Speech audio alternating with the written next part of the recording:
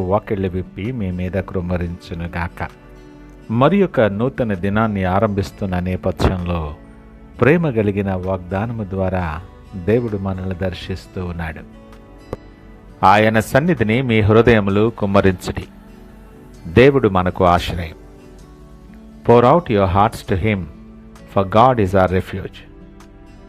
62వ దావీదు కీర్తన 8వ వచనం. Praise God. ఈ నూతన దినములో దేవుడు మీ కొరకు సిద్ధపరిచిన ప్రతి దీవెన ఆకాశపు వాకిళ్ళు విప్పి మీ మీద కృమ్మరించునుగాక. మరి ఒక నూతన దినాన్ని ఆరంభిస్తున్న నేపథ్యంలో ప్రేమ కలిగిన వాగ్దానము ద్వారా దేవుడు మనల్ని దర్శిస్తూ ఉన్నాడు.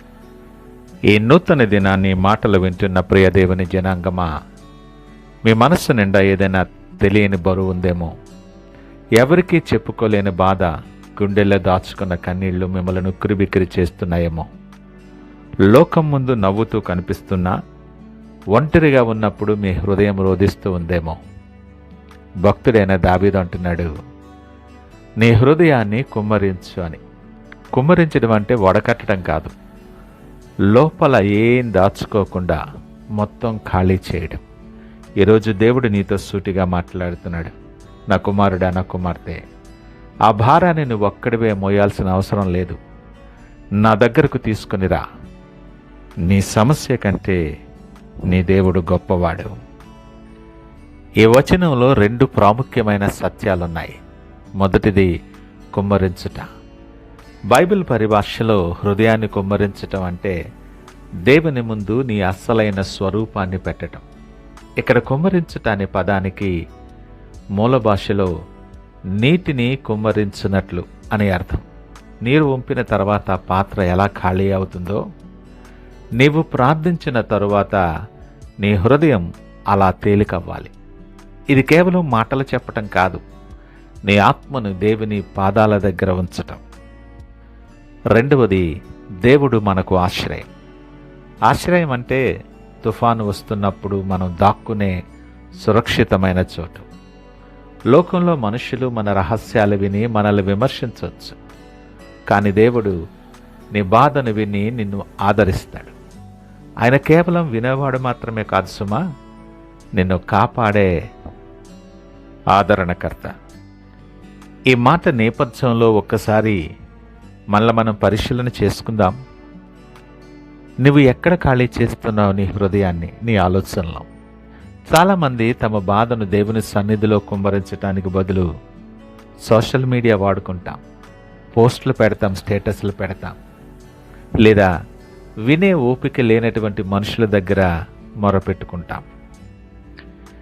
గమనించండి, మనుషుల దగ్గర కుమ్మరిస్తే నీకు జాలి దొరకవచ్చు, కానీ దేవుని దగ్గర కుమ్మరిస్తే నీకు జయం దొరుకుతుంది. మీరు దేవుని దగ్గరకు వచ్చినప్పుడు కూడా మాస్కులు వేసుకుంటున్నారా? భక్తిగా కనిపిస్తూ లోపల కోపాన్ని, ద్వేషాన్ని దాచుకుంటున్నారేమో. దేవునికి అబద్ధం చెప్పలేం, ఆయనకు అన్నీ తెలుసు. కానీ నువ్వు చెప్పితే వినాలని ఆయన ఎదురు చూస్తున్నాడు. ఈరోజైనా ఆ మాస్క్ తీసివేయగలవా? ఆలోచించు. ఈ మాటలు వింటున్న ప్రియ దేవుని జనాంగమా, దేవుడు నిన్ను క్రొత్త దీవెనలతో నింపాలంటే మొదట నీలో ఉన్న పాత చెత్తను, భయాన్ని, చేదును కుమ్మరించేయాలి. నిండుగా ఉన్న గ్లాసులో పాలు పోయలేం కదా, అలాగే చింతలతో నిండిన హృదయంలో దేవుడు తన శాంతిని నింపలేడు. ఒక చిన్న పిల్లవాడు తన తండ్రి దగ్గరకు వచ్చి ఏడుస్తూ విరిగిపోయిన తన బొమ్మను చూపిస్తే ఆ తండ్రి ఆ బొమ్మను తీసుకొని బాగు చేస్తాడు, లేదా కొత్తది కొనిస్తాడు. నీవు కూడా నీ విరిగిపోయిన కలలను, గాయపడిన హృదయాన్ని ఆయన చేతిలో పెడితే ఆయన నీ జీవితాన్ని ఒక అద్భుతమైన నూతన సృష్టిగా మారుస్తాడు. గొప్ప ఆశీర్వాదాలను స్వతంత్రించుకోవటానికి ఇదే మొదటి మెట్టు. ఈ మాటలు వింటున్న ప్రియ దేవుని జనాంగమా, నువ్వెవరివైనా, నువ్వే పరిస్థితుల్లో ఉన్నా, ఈ క్షణం ఈ మాటలు దేవుడు నీతో మాట్లాడుతుంటుండగా మీ గది తలుపు వేసుకోండి. ఆయన సన్నిధిలో మోకరించండి. మీ కన్నీళ్లను ఆపొద్దు, దేవునితో మాట్లాడండి. ప్రభువా, ఇదిగో నా బాధ, నా వేదన, ఇదిగో నా వైఫల్యం, నేను తట్టుకోలేకపోతున్నాను, భరించలేకపోతున్నాను అని హృదయాన్ని మొత్తం ఆయన సన్నిధిలో కురుమరించండి. ఆయన హస్తం మిమ్మల్ని తాకబోతుంది. ఆయన దగ్గరికి వచ్చి వారిని ఎంత మాత్రము త్రోసివేయని దేవుని సన్నిధిలో నువ్వు ఉన్నావు. మాట ఇచ్చి తప్పే దేవుడు కాదు. నీవు మొర్రపెట్టు, నేను నీకు సమాధానమిస్తానని మాట్లాడిన దేవుడు. నీ ప్రార్థనను నిర్లక్ష్యము చేసేవాడు కాదు. ఆయన దృష్టిలో నువ్వెంతో శ్రేష్ఠుడవు. ప్రాణము పెట్టినంతగా నిన్ను ప్రేమించిన దేవుడు నీతో మాట్లాడుతున్నాడు. నీవు మోస్తున్న భారం, నువ్వు చెందుతున్న కలత ఆయన చూస్తున్నవాడు. ఈ ఉదయకాలం నీకు ఆహ్వానాన్ని ఇస్తున్నాడు. పరిస్థితులను చూడకు, నీ చుట్టూ మాట్లాడుతున్న వాళ్ళని చూడకు.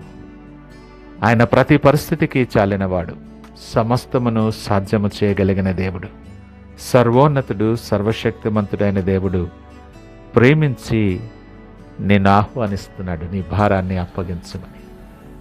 ఈ ఉదయకాల సమయం నూతన దినాన్ని ఆరంభిస్తున్న నేపథ్యంలో నీ భారాన్ని దేవునికి అప్పగించటానికి నువ్వు సిద్ధమా? నా వల్ల కాదు ప్రభువా, నీవే నా ఆశ్రయమని నువ్వు ఒప్పుకుంటే ఇప్పుడే నీ ఆత్మలో ఒక అద్భుతమైన విడుదల కలగబోతుంది.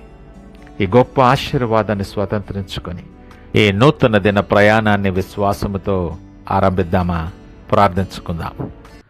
మహోన్నతుడు, నమ్మకమైన మా యేసయ్యా, స్తోత్రాలు, వందనాలు. ఈ ఉదయకాల సమయం మాతో మీరు మాట్లాడిన నీ ప్రేమను బట్టి మీకు వందనాలు. ఈ మాటలు వింటున్న ప్రతి బిడ్డ హృదయ భారాన్ని నువ్వు చూస్తున్న దేవుడు అయినందుకు మీకు వందనాలు. తమ అంతరంగాన్ని, హృదయాన్ని నీ సన్నిధిలో కృమ్మరిస్తూ ఉంటుండగా నీ పరలోకపు శాంతితో ప్రతి ఒక్కరిని నింపమని ప్రార్థన చేస్తున్నాను. మనుషులు ఎవ్వరూ ఇవ్వలేని, లోకములో దొరకనటువంటి నెమ్మది, సమాధానం వారికి ప్రసాదించండి.